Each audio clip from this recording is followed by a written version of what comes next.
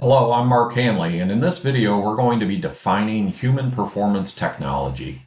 So, at the end of this video, you should be able to explain the history of human performance technology, list two early HPT practitioners, define HPT, and list three key components of HPT. So then jumping right into the history of HPT, it's rooted in behaviorism and B.F. Skinner. It was developed in the late 1960s to early 1970s and continues on to this day.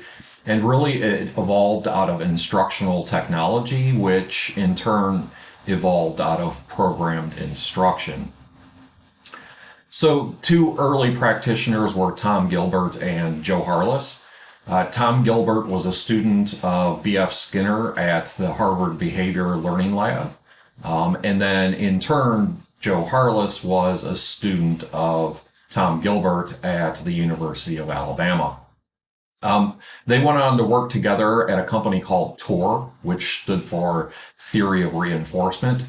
And then later they went their separate ways, and Gilbert went on to found a company called Praxis.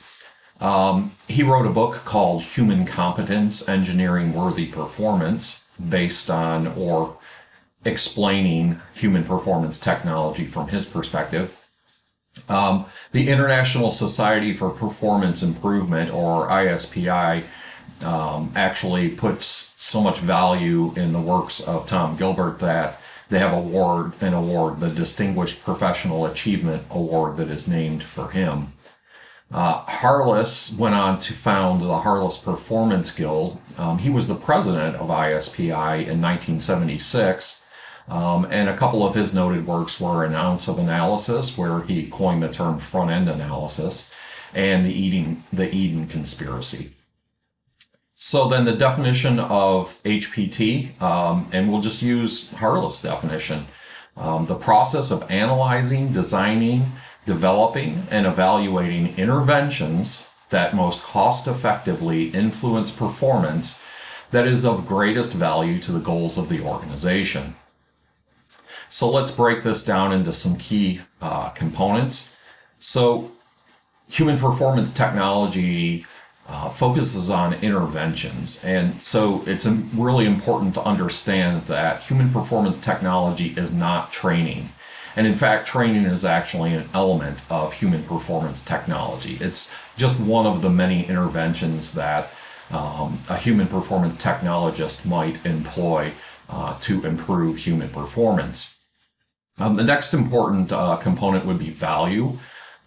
So we're not just randomly throwing interventions at performance and not analyzing the cost or the benefits of those interventions. So human performance technologists would look at the cost of the interventions they are proposing and then compare that to the benefits derived from those interventions.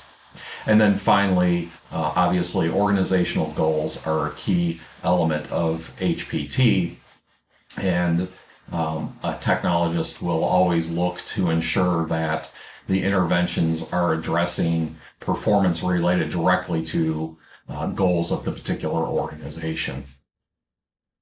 So then to summarize, HPT evolved from behaviorism in the 1960s and 70s. Tom Gilbert and Joe Harless were two important early practitioners of HPT.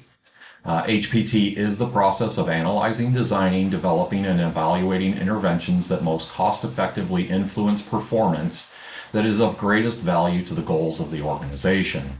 So then, key components of HPT are interventions, value, and organizational goals.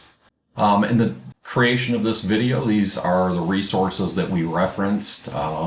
Thank you for your time and have a great day.